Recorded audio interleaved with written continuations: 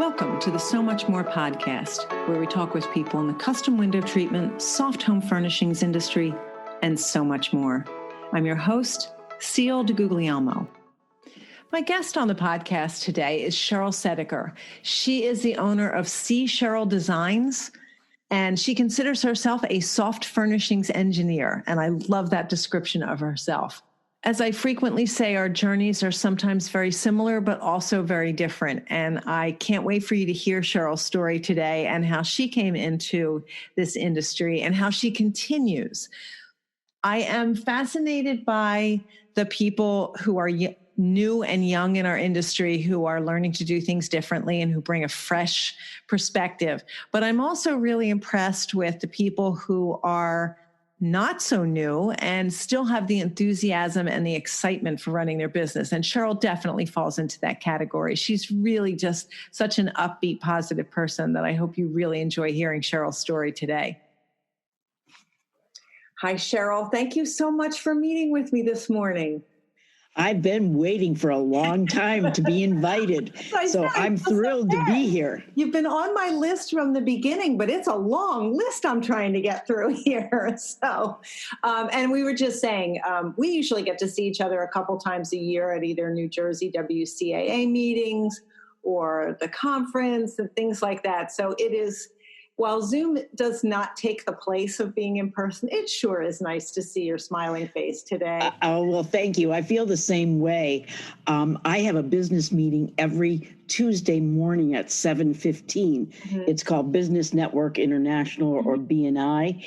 And we've been able to Zoom after a month of COVID. Mm-hmm. And it has been very successful, and it's kept us all on track. Yes. So when you can see people, even though you're not in person, you are in person, it's yes. You. Yes. It's not like it's a figment. So it's been really wonderful. Zoom has been a sort of the savior of COVID-19. I have to agree with you. I'm kind of wishing I had bought stock in it a long time ago. Don't we all? That and Apple, right? Yeah. So Cheryl, tell us a little bit about yourself. Tell us about your a little bit about your life, and then a little bit about your business. Okay. Wow. I could go for hours on that one. Well, right now I'm living in Cape Cod, Massachusetts, and it's really a beautiful place to live. It's primarily a resort community. And that provides me not only with a lovely place to live, but also a great place to offer my services to my customers. And believe it or not, I'm 70 years old. I can't believe. You should have left that for what about you would surprise people, Cheryl. Okay. And I'm still working pretty much full time, and I think that's pretty exciting.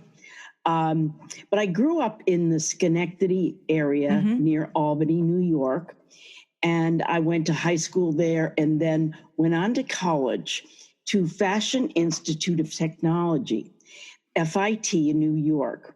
I spent 2 years there, and it was really an eye-opener. I was just a little old town-home girl, and I went to the big city, and it was exciting. It was scary. And then I transferred from there after I finished my associate's degree to Cornell University to follow up on my love of clothing and textiles. Mm-hmm. And I got my BS from Cornell, and then I transferred again over to the University of Connecticut in Storrs, Connecticut, to get my master's in clothing and textiles. So obviously, textiles have been in my a long period of my life. Yes. One of your next questions also is, how did you learn, or where did you get involved, or when did you get involved? My grandmother, Nani, was a seamstress. Okay. She made all kinds of wonderful clothes, bridal gowns. I mean, she was top notch. Mm-hmm. And I would drive her crazy, even at 5 years old. show me, tell me, let me, and move over and let me use that sewing machine. Stop just, showing me how. Let me do it. Let me do it. Right. That does not surprise me about you, Cheryl, that you would say, let me do it. So it's so interesting to me. One of the reasons I asked that specific question about learning is because for many of us over a certain age, it was watching someone in our family sew and learning from them. My aunt did not teach me to sew, but watching her sew, it made me want to learn. And today, when I interview much younger people than myself, I find that they deliberately learned how to sew. It's not as common for them to have learned from a family member. So I'm always curious how people learn that. But clearly it became a part of your DNA to be interested in all of that. So when you graduated, did you go into... Well, my first job... and I got the job before I even graduated from graduate school, was with Coates and Clark. They're the manufacturers of thread and zippers here in the United States. And for the first 2 years of my career, I was one of their educational coordinators or educational representatives. And I flew all over the United States giving presentations to teachers and consumers about what's new in home sewing. Okay. So that was my first job, and boy, did I love it. And again, here was the little old town home girl going out and learning how to drive all over the United States, how to fly on planes, how to do all of those travel things that pre-internet, we might want to say. Oh, geez. Don't go there. Everything was done by telephone. And it was really a very exciting time in my life.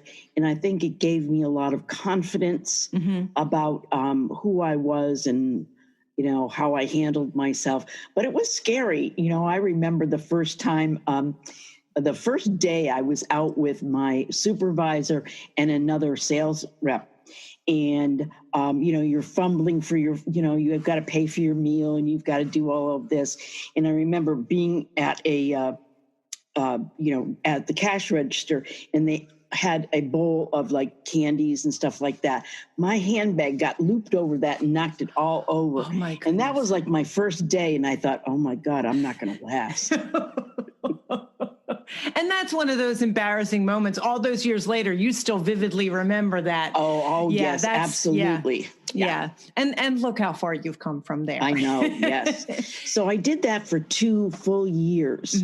And then I was hired away by Scoville Manufacturing, and they were out of Waterbury, Connecticut, but I was in New York City.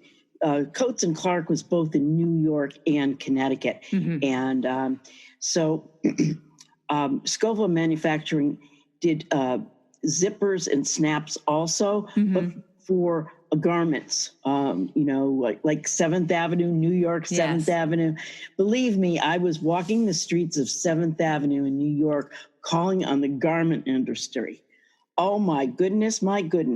That is as nasty as I was going to say all the films, what an education shows. That must have been. Well, I only did it for about a year. Okay. And I was very lucky. I was living in Connecticut at the time, but I was involved in the home economic. I graduated under the home economics umbrella. Right. And we had what was called the Home Economists in Business group. So I knew a lot of people.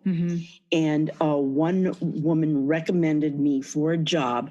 Reynolds Aluminum, as in Reynolds Wrap, was looking for someone who could go out on the road and be their spokesperson. I like to call it the Julia Child of Reynolds Wrap. Yes. And that's what I did for the next 10 years. Oh, wow. That is so cool. That sounds like it was a fun job. It was a fun job. I really enjoyed it. I lived in Connecticut. I had an office in Manhattan for a while, and then they farmed us all back out into our homes. Mm-hmm. But I traveled 13 states, all in New England, had a company car, and it was really a lot of fun.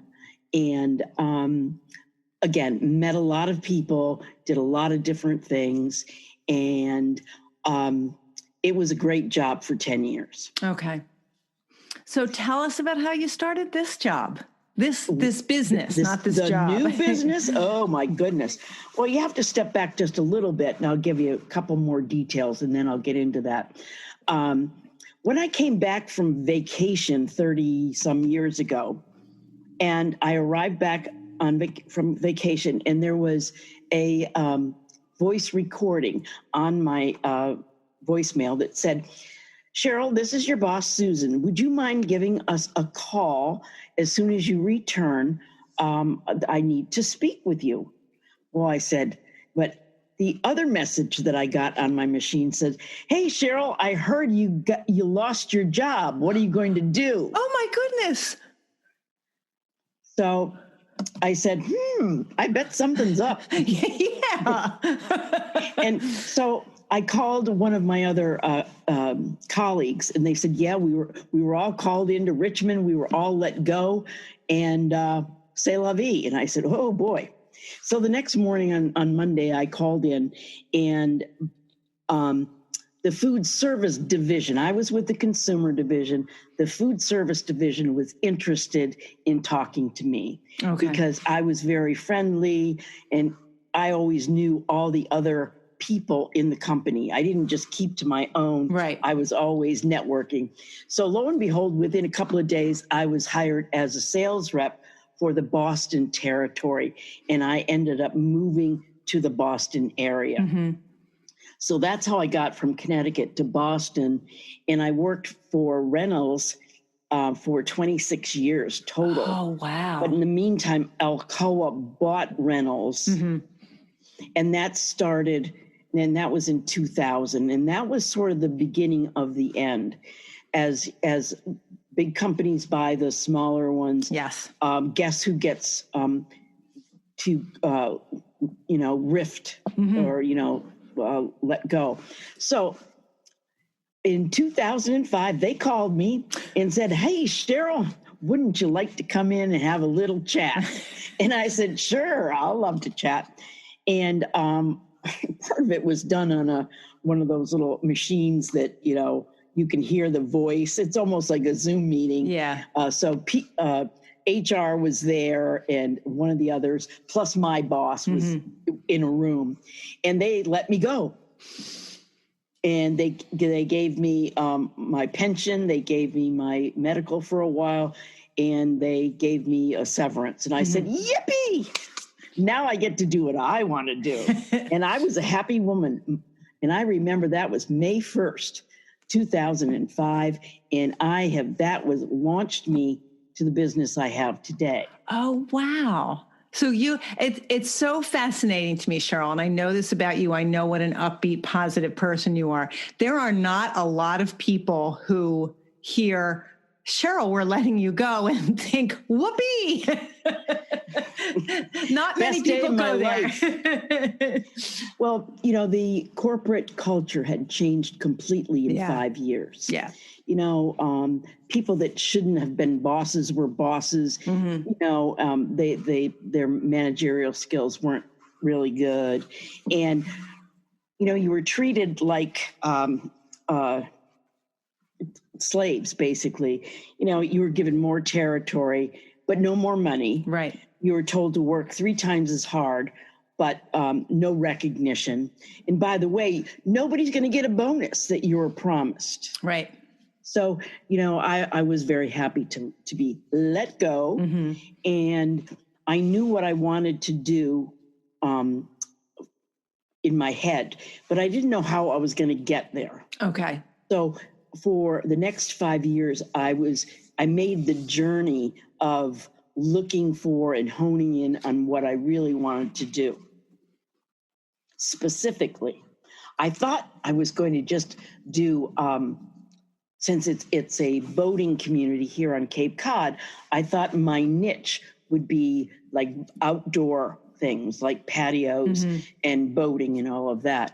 But I soon learned that people wanted things for their home as well. So I had to shift many of my thoughts and ideas. Cheryl, it's funny. I keep hearing the theme of networking come up, and it doesn't surprise me because I know what an outgoing person you are. But I feel like that ability to be able to reach outside of yourself is a big reason for why you are where you are today. Yes, it is. I started with BNI almost 15 years ago. Okay. I realized that since I had been a sales rep traveling all the time, I didn't know my local people very well. Oh, right.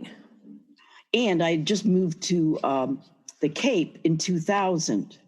Okay. So I got a couple of sales jobs to tide me over, and both of them required meeting business owners. Okay. So what I did all day long is go out and introduce myself to restaurants, to store owners for these sales opportunities.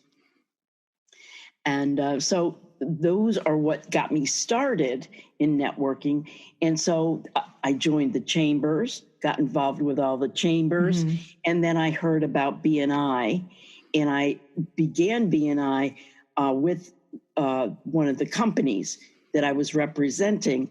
And then I decided I really wasn't making the kind of money that was promised, in a commission situation.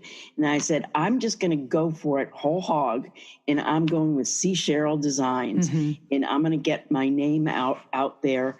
And another opportunity for networking is that BNI, you can go and substitute for another person in another chapter.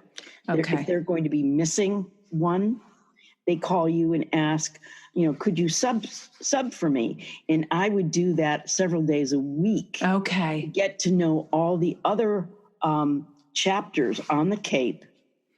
And it gave me the opportunity to give my 1-minute sales meeting message to other people. And I've stayed with almost 15 years, and I don't advertise at all. Okay. All right. It's a complete word of mouth kind of a situation at an organization. And word of mouth is the best way to get referrals. Oh, that's fantastic. Of course, I have to give referrals to other people. Yes. And now people look at me and say, Cheryl, do you know a plumber? Cheryl, do you know an electrician? Cheryl, do you know a handyman? So people look to me as their go-to gal. They've learned to trust you. Right. Yeah. That says a lot about you too, Cheryl. Yeah. So it's, again, I'm constantly fascinated by the fact that our stories can be so similar and so different all at the same time. And I love that you had this idea of doing something, but shifted when you realized that people wanted things for their interiors. Are you retail, wholesale, or both? Well, when I first started out in 06, 07, I was working out of my home. It's also called a dining room. I had a small table, and I had a sewing machine, and I had some shelves. And the table itself was, I can see it over there, my extra table. It's probably about 60 inches by 30. Okay. And I was trying to do all of my work on that. And it really wasn't working very well, but I did keep it for quite a while because I just didn't know where to go. But in that regard, I was doing more retail people. Okay. But I realized this was not where I really wanted to be. There was something missing. And I have a friend who's an interior designer, Donna L. She's very famous on Nantucket. And I called her one time and we were chatting, and I said, where can I go to learn this trade as a workroom? And I don't even know that I even used the word workroom because I don't think I knew what that was. Right. I don't think most of us did. So she said, there is a wonderful school called Custom Home Furnishings Academy in the South. Mm-hmm. So I looked that up, and that was probably in 2010. Okay. Early 2010. So I went online and I looked and I kept going back. And I said, there is a class called Pricing Without Emotion. It's going to be held in the Philadelphia area. I can drive from the Cape to there. Mm-hmm. So October of 2010, Cheryl packed her little bag and stayed for I packed my bag and I went down for a couple of days to Michelle Williams' course. Mm-hmm. And, she always says, people cry at my courses. They cry. And I didn't cry, but I didn't understand a word she said. I was a deer in the headlight going, oh my God, what is she talking about? And I met some really wonderful people from Philadelphia and New Jersey, and I became friends with them. And I love to see them at some of the conferences. But Corinne and I, mm-hmm. you remember her. I sure do. And she and I made a pact that we would go to the next class in North Carolina, or is it South? I always get them backwards. I don't go the academy together, and we packed our bags in January, late January, in 2011, and we went and we spent 2 full weeks in a hotel going to class every day, and we took the first one and the second one. And we also took shears in between. Mm-hmm. So we packed those 14 days. And I had more fun that time than I've ever had in my life. I laughed so hard, but I learned so much. And I still use those books today when I just can't remember a technique, or I know I have it, but I've got to go back. Or you haven't done something in a little while. Right. Yeah. So I attribute Michelle Williams. She was the one that started my business. She helped me start my true business. Got it. So I don't consider the other one I was just practicing. Mm-hmm. And then the 2010 is when I took that Pricing Without Emotion course, and that launched me to my business. Okay. And it's so fascinating because I always, anytime you came to the New Jersey chapter for meeting us, I was like, wow, Cheryl comes a long way. But now I understand why. You had established relationships with people in the Pennsylvania and New Jersey chapter. So it was... Well, that's true, but it's the learning part.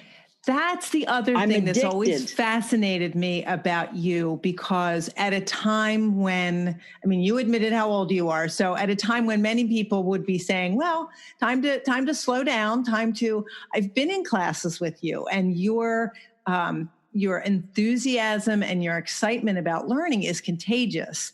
And I've long believed that, learning is a lifelong endeavor. It's not something that stops at a certain age, but it's always encouraging to me, for people who are my age or older, to be sharing the same level of enthusiasm about learning. Mm-hmm. And just watching you in some of those classes and being excited, and even after having been in business for this long. Yeah, I can't believe that I've really truly been a businesswoman mm-hmm. for 10 years now. Right. On my own. I finally cracked QuickBooks. I'll tell you, there was a mental block that I could get so far, and then I just couldn't do it. But now I first went to, I've gone to lots of classes, but I finally got QuickBooks Online. And then I worked with Vicki Ayers for a while, and then she retired, but she then gave me to her other person, Sandy Schlaffer, and she's wonderful. So when I now really get it, I check everything very, very carefully, and now I feel confident, but I just never felt that confidence before doing QuickBooks. Now, I even balance my checkbook and I reconcile. I'd never done that. I mean, I was 68 and I finally said, oh, I reconcile. First time in my life. But again, it goes back to not being so set in your ways that at 68, you can learn something new and be excited about it. And that's one of the things I really admire about you and have enjoyed watching when I've been in your company. And like I said, we've taken classes together, so I know that about you. So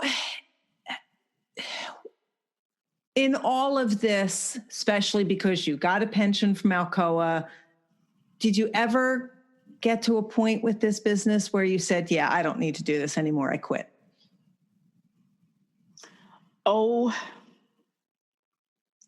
yes. I love an honest answer. And I was trying to go back in my mind and think of what it was that broke me. And I'll tell you, it was it's called the Easy, it's a Roman shade. The Easy Spring system? Yes. Yeah. It broke me. Cry. I pounded on my table. I cried. I said, I can't do this anymore. I cannot, it would unspring. It would roll back. It would do all kinds of crazy things. And I said, I can't do this anymore. But of course, an hour later, I would get back up or a day later, whatever I was doing. Whatever was necessary. Yeah. I would go, and I remember Anne, she always says, don't let it beat you, walk away for a while. And I feel blessed that I've had some wonderful teachers. The Anne's, Beth, and all these, and Michelle and Janelle Detch. I mean, I've just followed those ladies all over to get as much. I feel like a puppy dog. Okay, I'll follow you. Give me more. I'm a sponge. Let me soak it all up. Yeah, I guess I lost train of thought there. And that happens to me all the time, Cheryl. we were talking about you quitting, and you said you had a tough time with the Easy Spring. Yeah, I think that one, and there was also one time where I attempted to do a slip cover. Okay. And I truly try to, get my business out there that there are things that I'm very good at, and there are things that I'm not so good at. Slip covers and upholstery are the two areas that I choose not to do. And that's fine. But I always, when people come to me and ask me, well, do you do that? And I say, no, but here is a list of people that do. I still try to solve the problem. Right. And help the customer.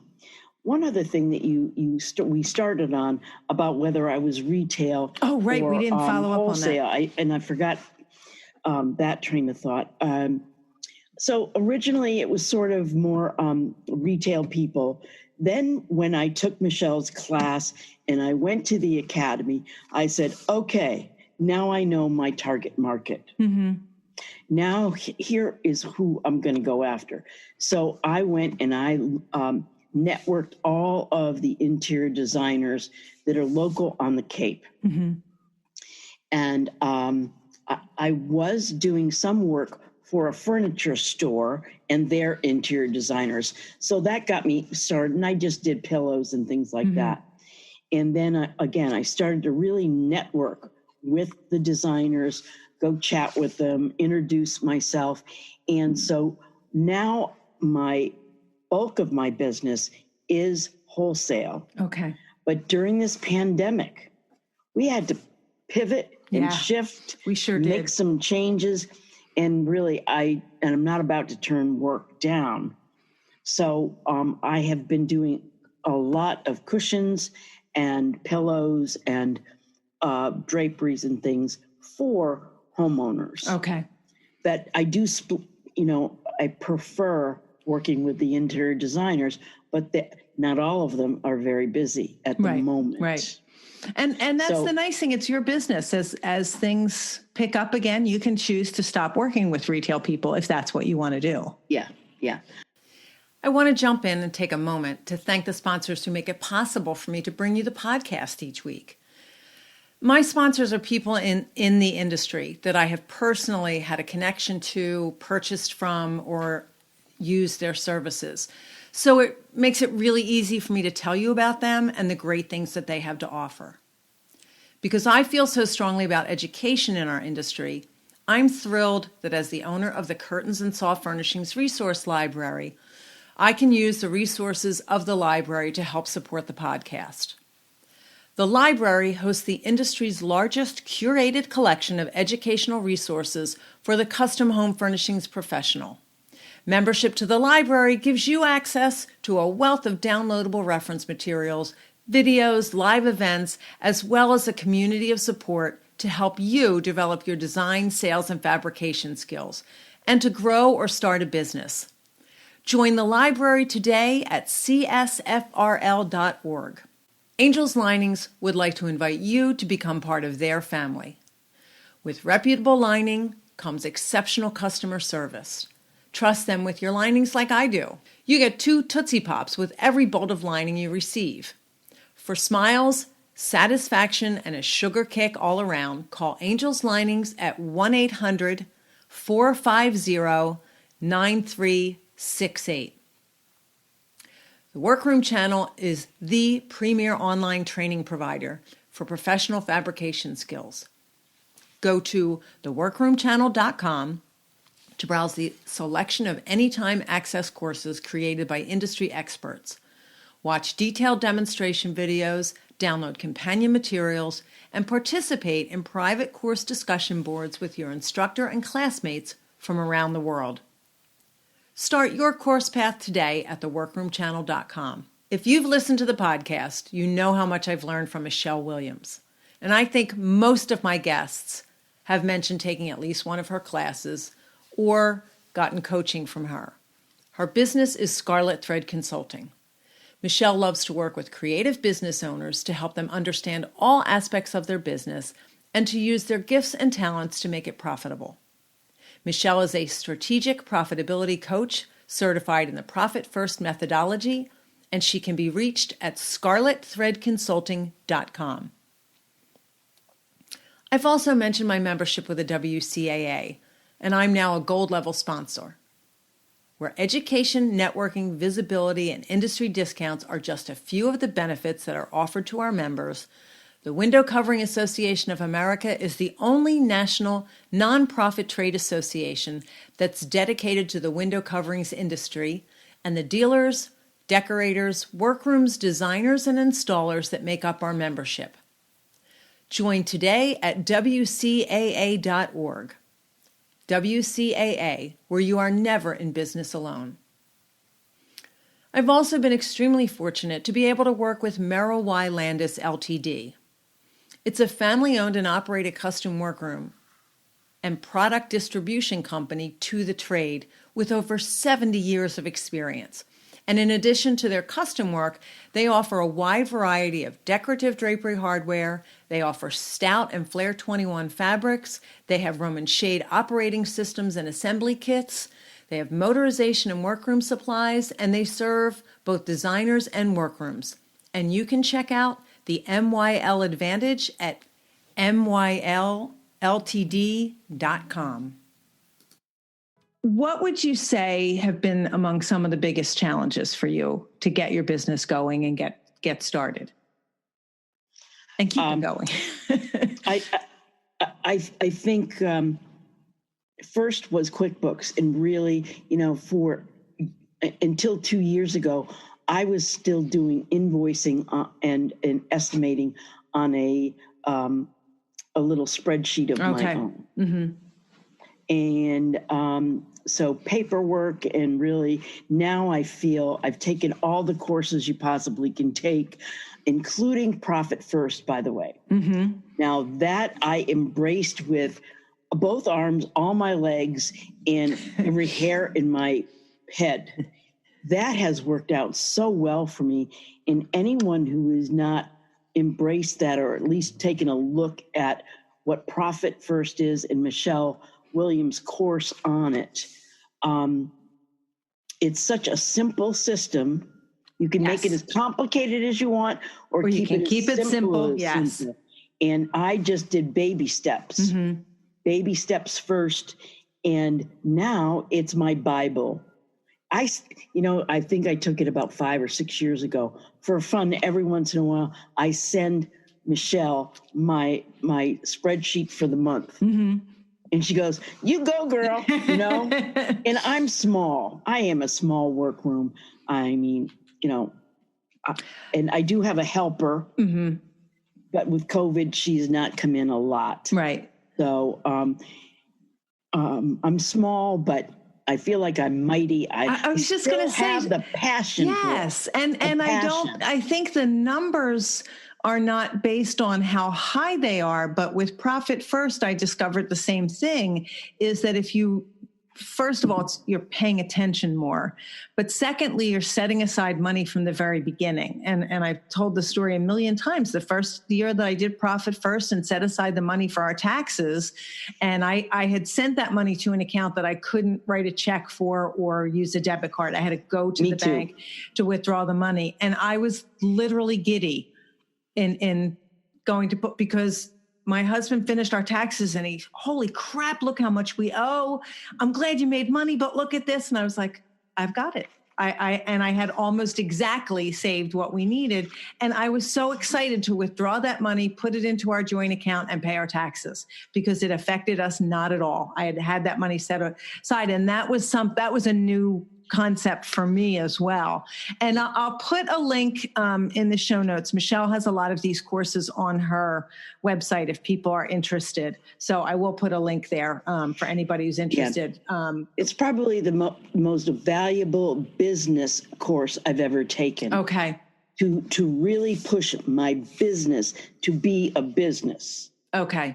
All right. To really be a business and be honest about it, be able to track things, mm-hmm. and to look at it and to be honest with myself. Right. This must be a hobby. You're not making any money. Right. I just had one of those jobs where it cost me money to do the job. And it's only one out of many. So it was just a disaster, and I learn from it and I move on. But years ago, I wouldn't have even known that. I wouldn't have even been aware of what it cost me, time or money wise. And now I am, because of all this. So, and probably one of the most important things that I did, and it's probably about 7 years ago now, because I can't remember dates, it just, time goes by so quickly. But I remember being in the hardware store, and my friend Loring, who is a business owner and also happens to be a BNI member in mm-hmm. another group. I said, "Hi, Loring, it's so good to see you. Who do you know?" And that's always our line. Who do you know to get a referral? Who do you know that has a space where I could have my workroom? Mm-hmm. I burst out of that tiny dining room. I remember doing cornice boards and stuff outside on my picnic table in the summers, because that would give me the space that I needed. So he said, "Cheryl, I'm going to have to think about that."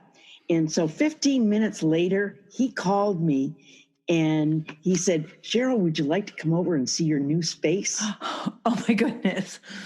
It's funny what you ask for. Yeah. If you tell enough people, I'm a big believer in that. What you want, mm-hmm. It happens. So I jumped in my car, drove over, and he showed me a brand new space that was going to be his office. But he decided that since the landlord had gone up in rent, that he could carve out a space in a different part of the warehouse. And he carved out about 470 square feet for me with high ceilings. It's about 10 feet. Mm-hmm. And it's a wonderful space. I have internet, a bathroom, a microwave, mm-hmm. So I have the things that I need. That's awesome. Really great. And you're out of your dining room. Oh, yeah. Yeah. Cheryl, what would you say? First of all, let me ask you this. What is your definition of success? Being happy every day to get up doing what you love. And may it be having fun with your family, may it be gardening, may it be cooking, or may it be in front of your sewing machine having a great day. I love that definition. So what would you say has been one of the greatest successes in your business? I think, again, learning the business aspect, because I wasn't in all my other business life, mm-hmm. I wasn't really responsible for the bottom line. Right. I was part of it. Right. And, as a sales rep, you have to bring some money in. But, and I had goals, but to be absolutely responsible for how much money you're bringing in, how much you're paying for different things. So that was very, very successful. I feel that was really important to do that. I think that's an awesome thing. I think it's interesting because how we define success. And when I ask the question about what's one of your greatest successes, sometimes it is a project that somebody completed, but often it's something like you said, to reach a level of understanding of how to be running the business that it is now a successful business. I love that. Mm-hmm. So I'm curious, this is something I definitely don't know about you. How do you handle mistakes and failures? We know you pound on the table and cry. So you're amongst very good company there. Oh, yeah. I do remember throwing myself on the floor when I cut a grommet in the wrong place. Oh, that's throwing on the floor worthy in my mind. And it wasn't my project. It was an associate's. Oh, no, that's worse. Oh, yeah. Oh, Cheryl. She was able to take it back and make some changes. Mm-hmm. And we were able to solve the problem. But that I will remember for the rest of my life. Oh, yeah. I feel nauseous on that one, Cheryl. I'm sorry. Yeah. It's awful to do it on your own project. It's worse to do it on someone else's. Mm-hmm. Okay. So after you've pounded on the table and after you've thrown yourself on the floor, what do you do next? I usually, take a few moments, have a glass of water or something. Whatever the problem is, I'm going to solve it. Okay. And sometimes it means calling my partner, Jim, and saying, I need to recut this board. I need this, that. Mm-hmm. I find somebody else that will help me find the solution if I can't find it myself. Right. Do you find talking through with somebody who's not in this industry is sometimes helpful because they're not restricted by, I know sometimes I'll talk things through with my husband, and certainly I've been in business long enough. He knows certain things, but he'll come up sometimes with solutions that I never would have thought of because they're outside of what I normally do. Yeah, definitely talking to someone else, somebody that you respect, mm-hmm. and have some warm fuzzies with. But oftentimes I will call a colleague of some sort and say, I've made an error, or just last week, something came damaged, mm-hmm. and I had to call the distributor and say, but it was for a project that I was hoping to install that day. Of course. Now they're making good on it, but I was honest with the client. I'm doing all of this by Zoom. Okay. Believe it or not. She is in England. She won't be here until November. So I've made 5 Roman shades for her. I've put up all kinds of drapery treatments. And the last one is a 244-inch ripple fold treatment. Wow. And so that was what got damaged, was the hardware for that. Okay. The actual master carrier was broken.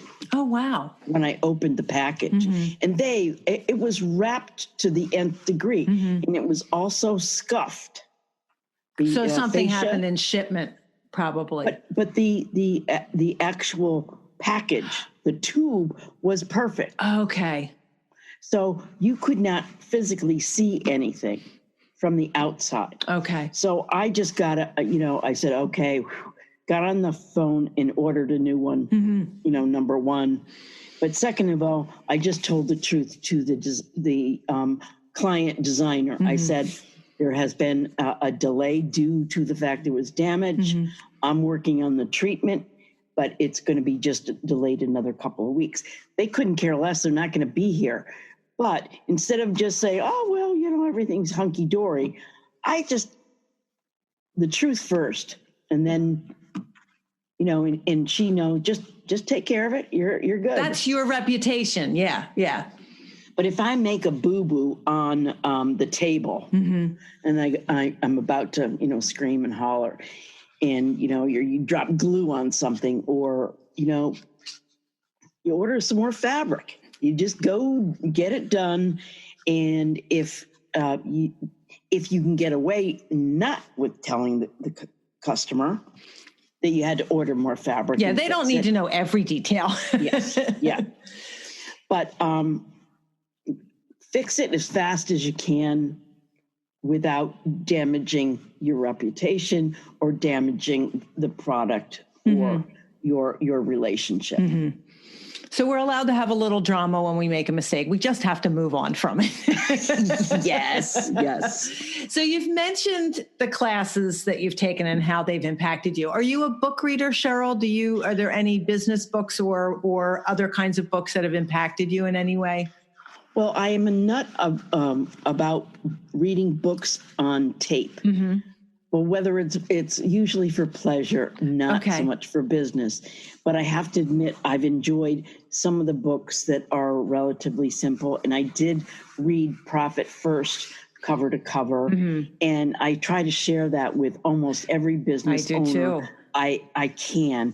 I've sent that, Michelle, when she started the class, she could send you like the first 5 chapters or something. I have that in my OneDrive, and anybody that is interested, I must have sent it out 50 times in the past 5 years, because when people they look at me funny when I say I'm saving for taxes every month, right, and then I'm saving some profit every month, right.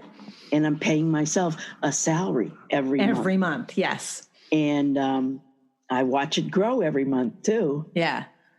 My QuickBooks shows me, and also my little Profit First spreadsheet. Right. So you've mentioned using spreadsheets. Do you use much technology in your business, Cheryl? Oh, I use it every day, all day long.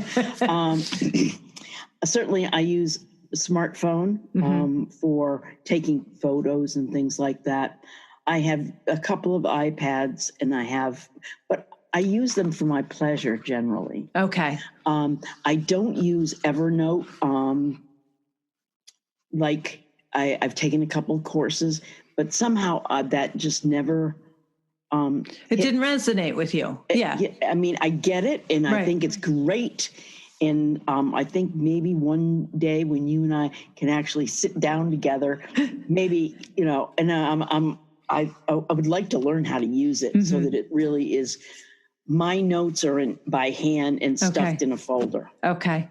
It's not the most ideal way. It's interesting. Someone just asked me recently if I was paperless, and I said no, and that's not a word I would ever use to describe myself. I love a pen and paper.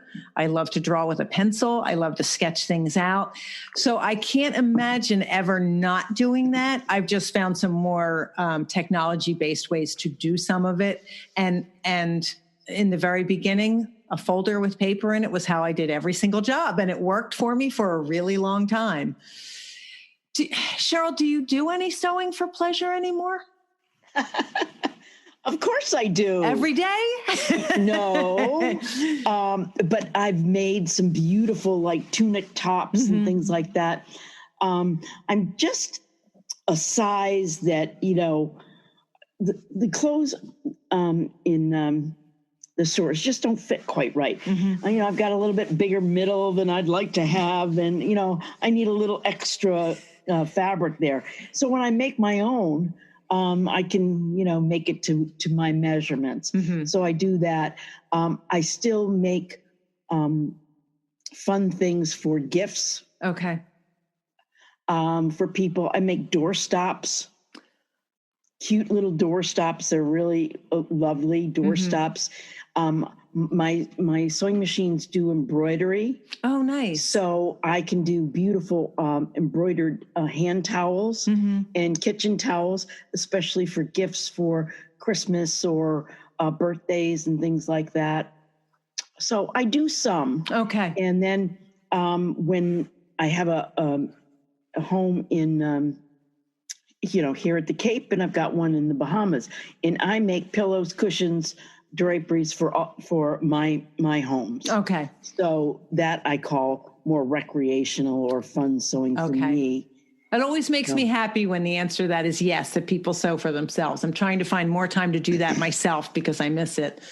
I can't go anywhere without a sewing machine. Really? So you have one in the Bahamas? Of course. Okay. I have a serger. I have all my equipment, all my good scissors, fabric I've schlepped down there, pins, everything I need, thread, and a sewing machine, a serger. And I have one of those tables that you can cut on with a rotary cutter. Right. Got a big thing like that. Oh, yeah. Oh, I love that. I love it. Cheryl, what 3 business items could you not live without? I couldn't live without my table. I agree. That's a lifesaver and a back saver. Yeah, I couldn't live without that. I do have a Do-Fix, and I love it, but I probably could, have something else that would still do the job. Okay. I would say my computer to run the business is essential. I'm looking around.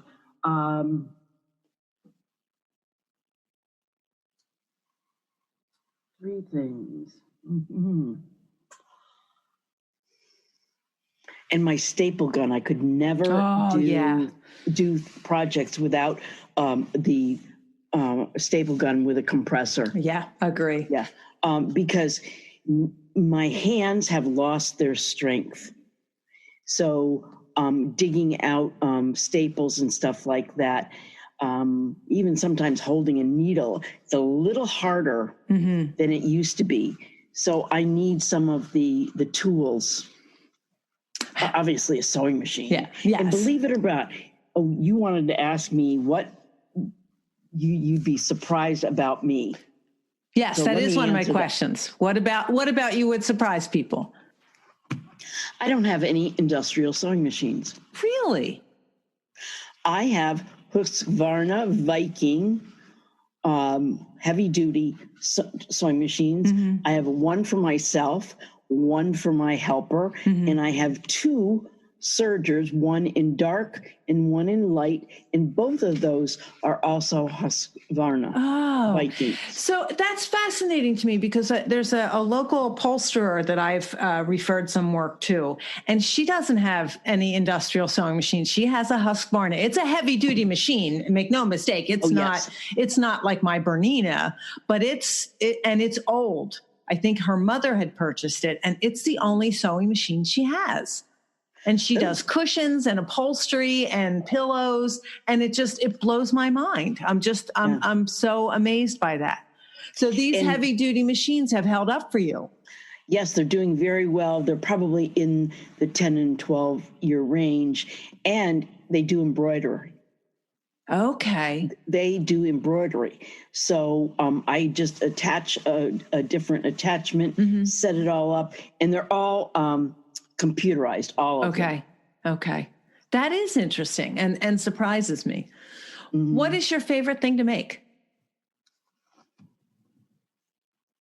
I think I love pillows because I love to put zippers in. I'm a good zipper putter-inner. Okay, good for you. And I've gotten it down where I can sew in a pillow in probably 45 minutes. Oh, that's good. As long as it's not too complicated. Okay. Anything fussy cut, then maybe a little bit longer. Okay. But I can put it in an invisible zipper in probably a couple of minutes. Okay. So would that be your answer to what do you do extremely well? Zippers. Yeah, zippers. Let's see. And I'm getting better at Roman shades. Okay. Because I've had to do because you've been broken. Yeah. But now I use all Cooley's products. And I've gone to Nicole Nomer. Okay. And she's been a wonderful person to work with. And she's also so helpful. And she's always so giving and willing to share her knowledge. Okay. I'll put a link to that too. I know. Oh, yeah. And Nicole's been on phenomenal. The podcast. Yeah, she's been on the podcast before. Yeah. What do you not do so well? Well, slipcovers for sure. Upholstery for sure. Okay. Don't I like? Did. That's sort of a hard question. What else do I like to do? Oh, I hate to hand sew. Really? Oh, I hate to hand sew. Oh, why didn't that come up immediately? This is one of the things I love. It's how different we all are. I don't mind it. I love when people say they love to hand sew and they love to be at their table and they get like in their Zen place and they're hand sewing. I'm okay with it, but I love that you said you don't like to do that. That is really funny. I think because I'm not very fast. Okay. And my hands don't work as well as they used to. Yes, I'm finding that as well. And, I appreciate those who can and do, but I'm sort of a by machine kind of girl. Yeah. I get it. Cheryl, in what ways do you think you are resilient? Oh, I don't let anything get me down. You can throw me some really nasty stuff, and I will figure out how to make lemonade out of lemons. That is a good trait to have. The other thing is I do not let negativity in my world at all. Mm-hmm.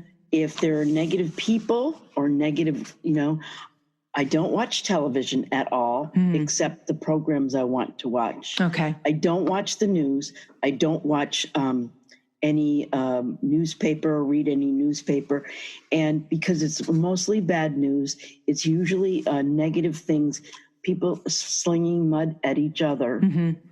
And then on Facebook, there are then the people who sling more mud at either each other or the candidates in political.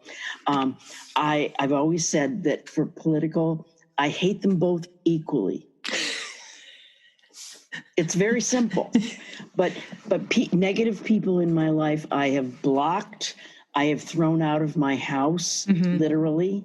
Said, don't come back. Not interested. So I surround myself with positive thinking people.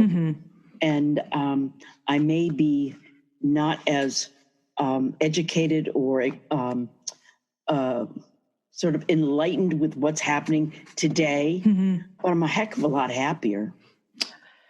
There is something to be said for that, Cheryl. There is definitely something to be said for that.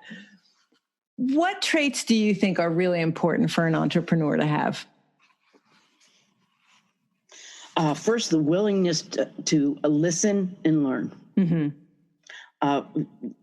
And to shadow other successful people, to take as many courses as you know that I bet you I'm on probably 2 or 3 Zoom meetings a week. I'm on YouTube watching whatever I can.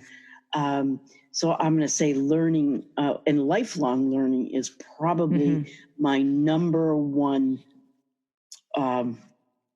trait for anyone that wants to succeed in business. I would say that's number one. And being open to say, yeah, I can do it. I agree with lie. You. Yeah. Oh, yeah. I can do that. Yeah. We have so many resources now that the answer is yes, you can. Yes. And then I go, uh-oh. And then I start calling my peeps, putting it out on Facebook. Help me. I've got to do a swag. Now, somehow a swag, I find that, I know Ann thinks it's so easy, but somehow my mind, I have a hard time with it. And whenever I have a swag to do, I have to do my homework. Okay. But it's available to learn, and that's right. Yeah. You just call some people, take some courses, and you find out where to do it. Yeah. All right. So I'm going to have a place link in the show notes for everyone to find you. You're on Facebook? Yeah, Facebook is really mine.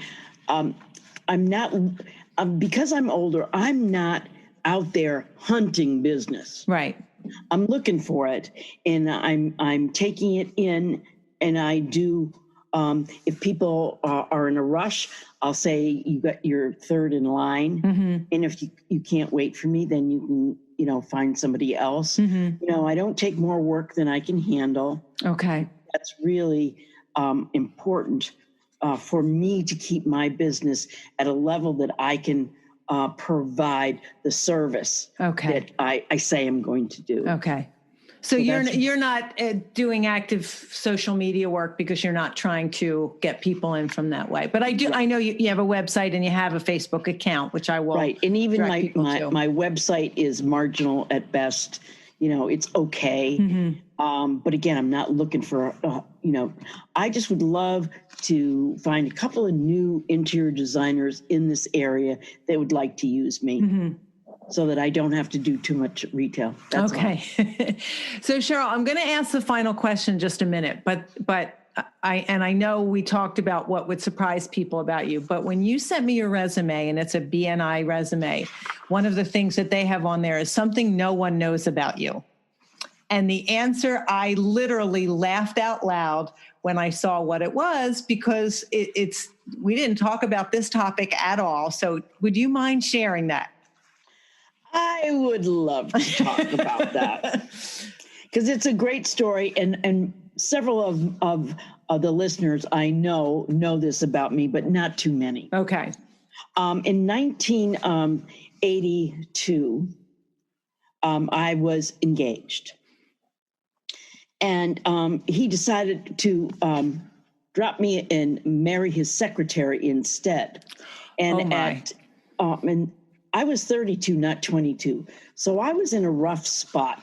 I was working for Reynolds full time, traveling a lot, but I was crying when I wasn't traveling or working, I was crying. I really was in a bad way.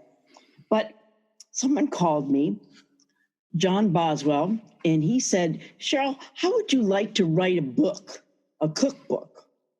And I said, well, we can talk about that. So I went into his office and he said, Cheryl, I'd like you to, because I was on TV, radio, and I was working for Reynolds as their Julia Child of Reynolds rap. Right. That's how he found me. Okay. And he said, I want you to write a cookbook called 365 Ways to Cook Chicken. So you didn't have an idea for a cookbook. He came to you and it was a very specific idea. Yep. Okay. And it was pretty exciting. And, I was pretty, freaked out about it because what do I know about writing a cookbook? And who's the only person that can't type? Me. I had all my papers in college typed by somebody else because I'm dyslexic. Only D I ever got in high school, typing, D. D. And I'm still not any better. Thank God for spell check. So in the next 3 years, I worked, when I wasn't working, I was cooking chicken. And Frank Perdue was lovely enough to provide me with a lot of the chicken that I used to develop the recipes. I collected them from all over.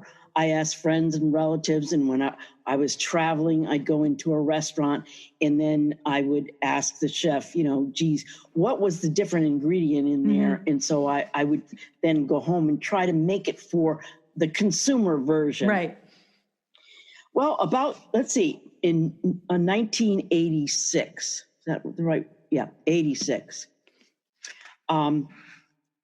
It was produced, and it was put in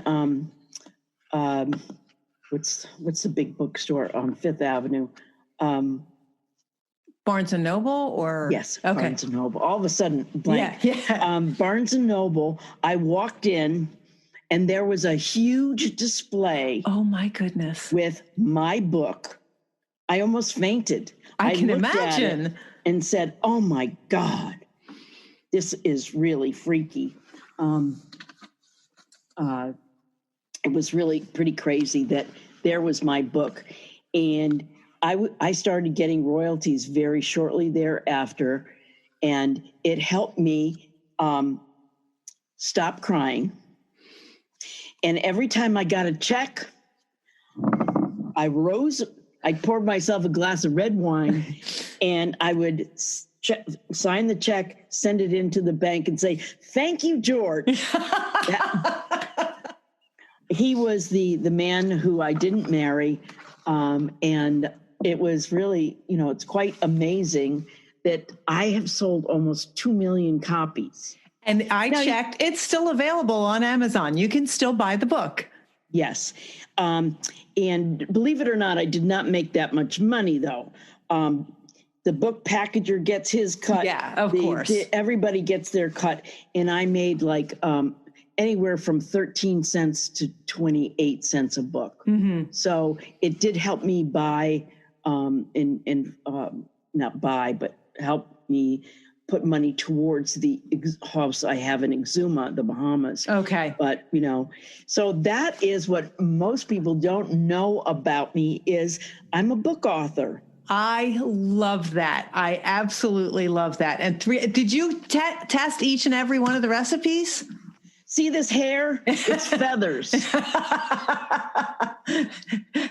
Did you test that's a picture of you holding the book. That's awesome, Cheryl. Yeah. I thought you'd get a kick out of that. Yes. That was many moons ago. Yeah. I love it. So, Cheryl, I always hate asking this question because it is the final question and it means we're wrapping things up. But what advice would you give to people who are starting out in business or someone like you who's been in business for a little while? Probably don't give up, first of all. If it is your dream to have a workroom, I think everybody should go for it. Take baby steps in the beginning if you want, if you're scared. Mm-hmm. But as soon as you find WCAA and you find some of the other workroom organizations out there, you've then found your tribe. And whether you're very new at it, wet behind the ears, or whether you have been in business for 30 years, you have something to give, and you also have something to take away. You have something to learn. So that is probably one of the most important things. And I guess I wouldn't stop this business. I just love it. And one of the harder questions is, what's your retirement plan? There isn't one. No, here, I took a course with Janelle about, planning for. Yeah, the workroom end game. Yes. Yeah. Okay, the end game. Well, and I do recall standing up and telling everyone my end game. My end game is to continue this business until I fall over in front of the sewing machine, as happy as a clam, and I don't intend to retire at all. I may slow down, but and maybe only work a few days a week, but I am not slowing down. I mean, I'm not quitting. Right. I'm not giving up until my health, Yeah. It's such an interesting question, because I know there are people who look forward to a change in their lifestyle and would like to be able to change those things around.